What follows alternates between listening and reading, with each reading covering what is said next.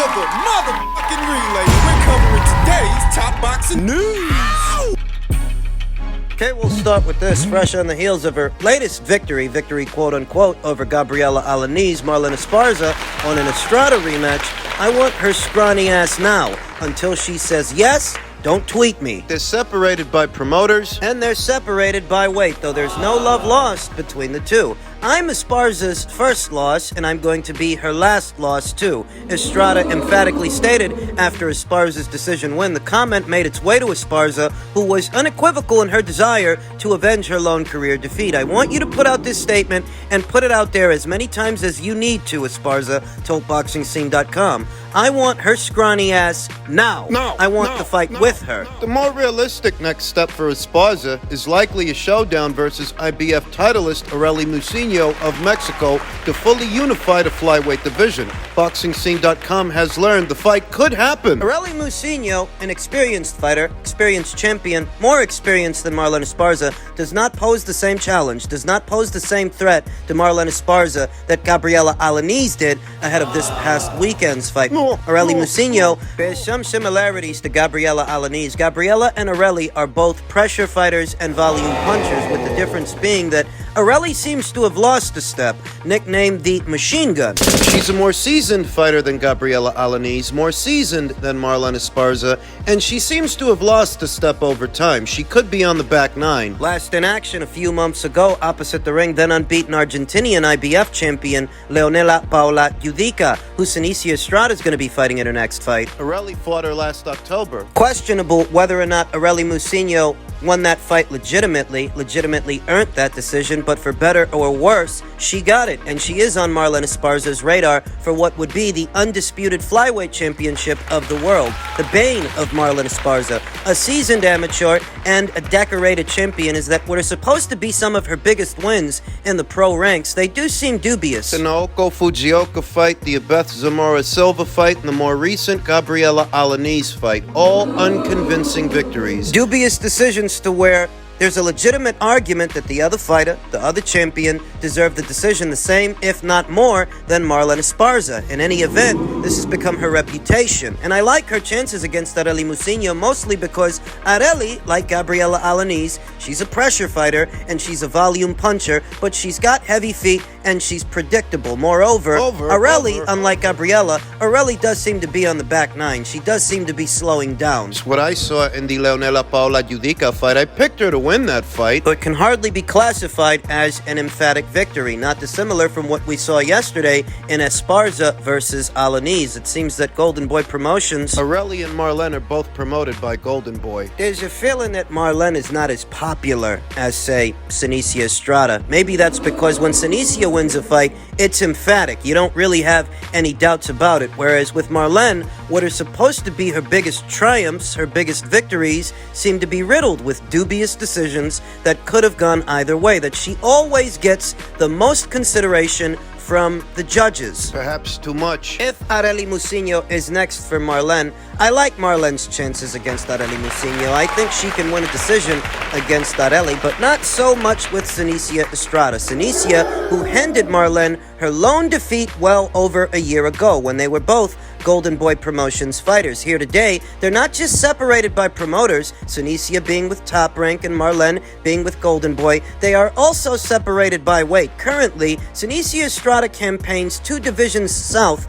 of the women's flyweight division. She's all the way down there at minimum weight. There's one division between them. That is the women's light flyweight division, where there are only 2 reigning champions, just 2 unified champions, Jessica Neri Plata of Mexico and Evelyn Bermudez of Argentina.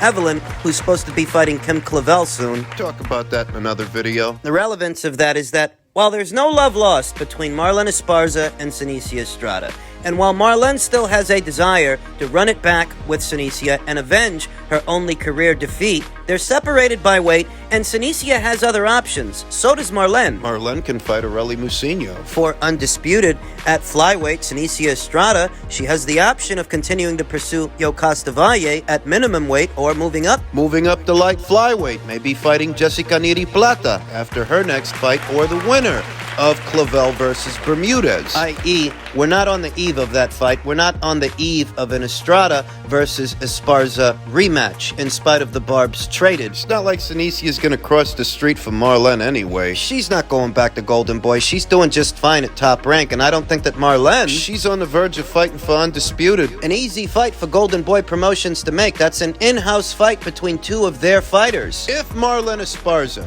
and Sinisia Estrada are to one day fight again, it must be the following year, next year, or the year after that, because I don't think it goes down this one. Maybe down the line, but not in the immediate future.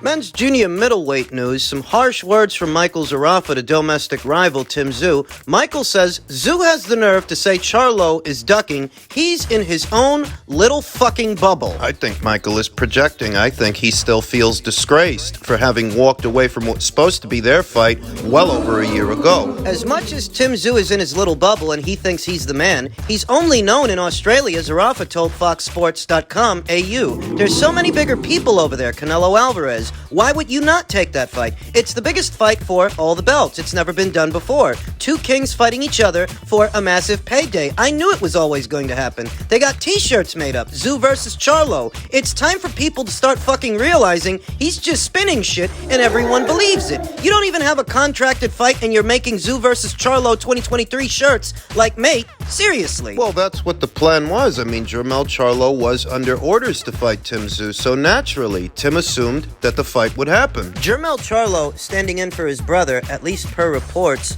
was a recent development as a result of Jermall not being ready to fight in September against Canelo. His brother decided, Jermell decided, he'd stand in his place. But before that, we all know what the story was. Then he's got the face and the nerve to say that he being Jermell, is ducking him, but he's fighting Canelo Alvarez. You work that out for me, because I'm still fucking confused. He's sitting there bagging me saying, oh yeah, Zerafa's taken a step-aside fee. What did Charlo give him? At least I got paid. What the fuck did he get? He got jack shit. He got thrown to the curb. Ouch. And got his name pronounced wrong. He's just in his own little fucking bubble, and everybody believes his shit. Sounds like Michael Zerafa is projecting. It sounds like he's drinking his own Kool-Aid, believing his own shit, as it were.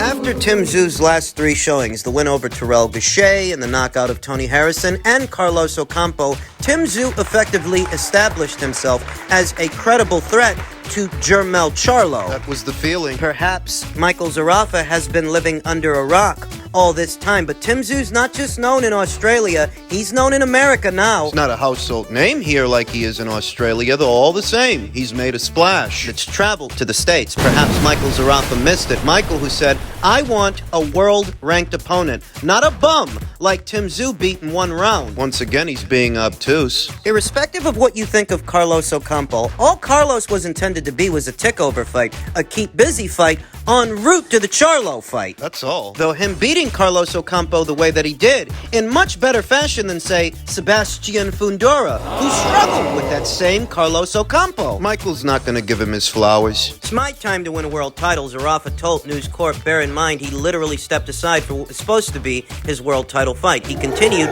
I'm about to head to America for a 7-week camp. All my sparring is lined up, and we're finalizing an opponent in the next few weeks. I've told my manager I want a world-ranked opponent. I don't want the type of bum that Tszyu fought when he beat Carlos Ocampo in the first round, which was embarrassing for him. For some reason, there seems to be a lot of hate and adversity for me in Australia, but I will fight soon for a world title, and when I win it, I will be the true king of Australian boxing. This guy's delusional. He's going to pretend he didn't avoid a fight with Tszyu. He's going to pretend that a 140-pounder ended up standing in his place. Stevie Sparks. This guy and Tim were supposed to fight well over a year ago, and Michael withdrew. Chicken shit. And he wonders why he's not more beloved in Australia. He says for some reason he's facing adversity. There's some reason. The reason ain't some reason. The reason is because you're a duck. Fucking duck. Everyone wants to go on about Tszyu being the risk taker, but I will risk it all and actually fight someone decent. I want a world-class opponent, not a bum like Ocampo, who had 2 left feet and lasted 70 seconds.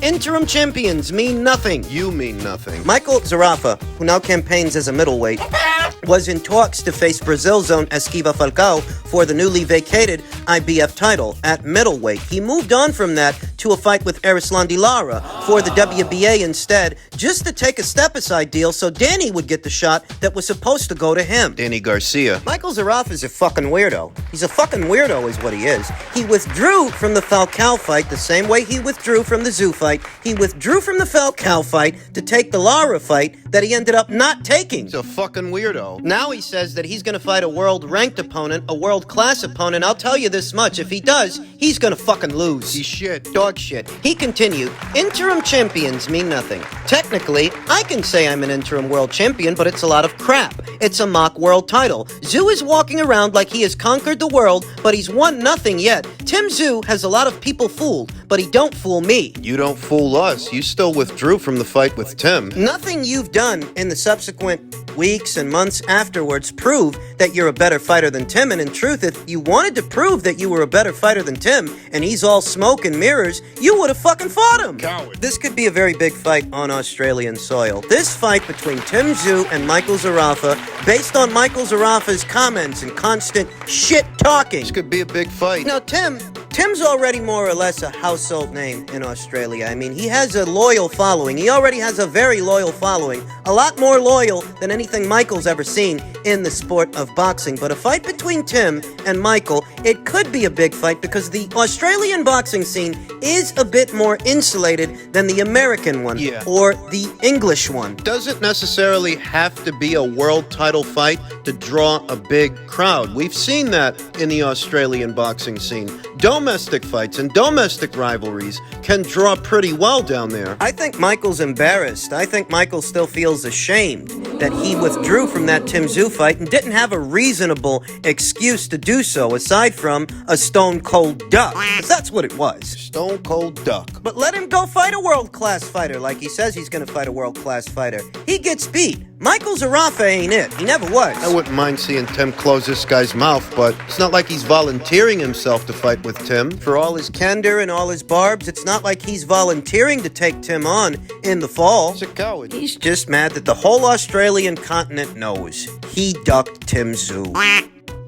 Finally, in men's super middleweight news, Eddie Hearn said Canelo has no problem facing David Benavidez. None. Dimitri Bivol is actually the bigger challenge, and I happen to agree. This is not a sentiment that I all of a sudden started expressing after Canelo lost to this guy. I said ahead of the fight, ahead of the Bivol fight, that the biggest banana skin for Canelo is Dimitri Bivol. Stylistically, There's a clear history between the pair. Alvarez brazenly made the jump to the light heavyweight division last year and attempted to strip Bivol of his WBA light heavyweight title. The mere thought of Alvarez avoiding Benavidez like the plague makes the longtime promoter incredulous. From his point of view, Benavidez is good, but he's no Dimitri Bivol. He has no problem fighting Benavidez, said Hearn to Fight Hub TV. But what he really wants to do is defeat Dimitri Bivol, and he would like to steal his belt at 175 pounds. That is a much bigger challenge to him. I agree. They could not come to an agreement on the weight.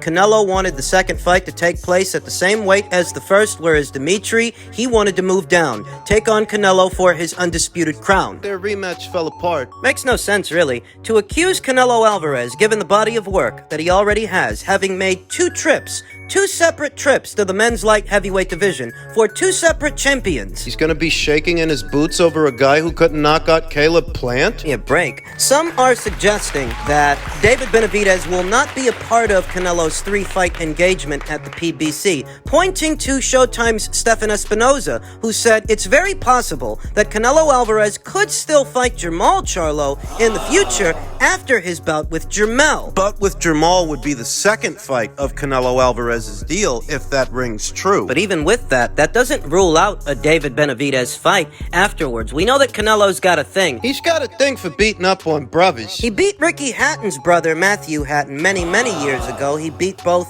Liam Smith and Callum Smith of the Smith brothers. Now he may do the same to the Charlos. The Charlo brothers. That if history is any indicator of things to come, taking on brother duos, just brothers in general, brothers, that's right up Canelo Alvarez's alley, and he's had had a lot of success with that. I think he beat the Cotto brothers too, the more famous Miguel Cotto and his brother, Jose. Got a thing for beating up on guys' brothers. Now he wants the Charlos. Fighting both the Charlos doesn't rule out a David Benavidez fight, though. A stout observation from a Twitter user that goes by the name William Boxing. I'm feeling a lot of nervous energy from the Canelo haters like Southpaw TV, who stated Canelo's ducking 154 Charlo just a few weeks ago, and when Charlo made that clip saying that he wants Canelo. Those hypocrites never keep the same energy. They never do. There is a Dimitri Bivol rematch to be addressed, and also a David Benavidez fight, but I myself can recall, not but a few weeks ago, the usual suspects, the usual boo-birds,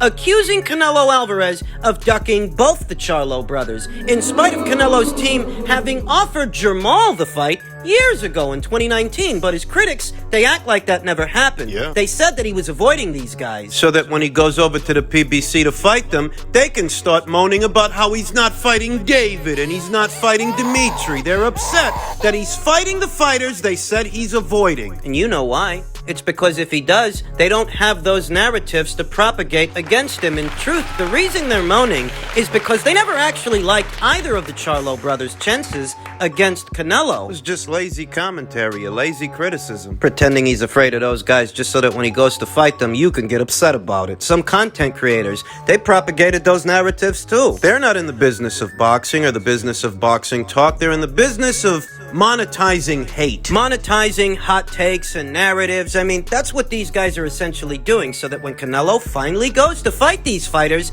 they claim he's avoiding, right, they can start complaining. Get upset about it. Because it's not a good time for Jermell, or it's not a good time for Jermall. He offered Jermall the fight years ago. Jermall turned it down. It's been widely publicized. If you want to be in denial about it, that's your prerogative. That won't work on us. This is the second time Jermall has rejected this fight. Jermell is standing in his place, and in truth, I have nothing against Jermell Charlo. He's the only one of the Charlo brothers that I rate. I actually think it's a good fight. When that Twitter user that goes by the name William Boxing says that he's sensing nervous energy from Canelo Alvarez's critics, yeah, I sense it too. I see it. And I maintain my original position. Of all the aforementioned fighters and of all the aforementioned names tied to a potential Canelo Alvarez fight, the biggest banana skin, the biggest threat was always Dimitri Bivol. Not David Benavidez, not Demetrius Andrade, not the Charlo brothers, none of them. Nope. It was always Dimitri. He's not going to be fighting him for a second time, so you guys should be happy. You guys should be celebrating